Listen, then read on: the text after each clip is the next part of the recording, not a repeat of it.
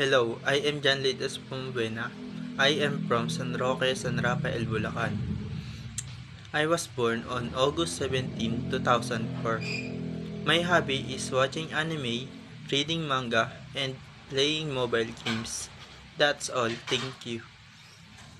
The sun is up, the sky is blue, and it's beautiful, so are you.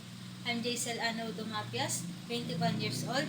Hindi Jaxel, hindi Jexel ang pagbigkas sa aking pangalan, kundi Jaisel.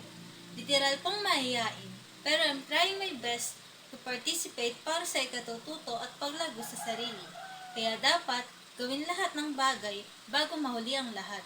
Sa madaling salita, unahin ang pagsisisi kaysa magsisi sa huli. Hi everyone, hi sir. My name is Jessica J. Flores and I'm 20 years old. Can you call me Jessie? I live in Taos, Bulacan. My hobby is playing volleyball, singing, and dancing. Thank you po.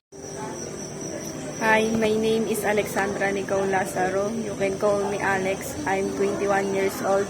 I live in Santo Cristo, Baliwag, Bulacan.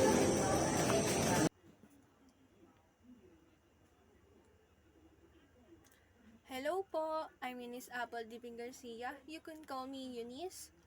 And I'm 19 years old. I live in Santo Cristo, Baliwag, Bulacan. Thank you po. Hi, I am Rachel May S. Ignacio, 20 years old, and I live in Bagong Nayon, Baliwag, Bulacan. My hobbies is I love watching K-drama and dancing, cleaning. Hello, my name is Bailyn Jimenez, 19 years old from Pantubig, San Rafael, Bulacan. My habits is watching horror movies and Thai series. I want to be a professional chef someday.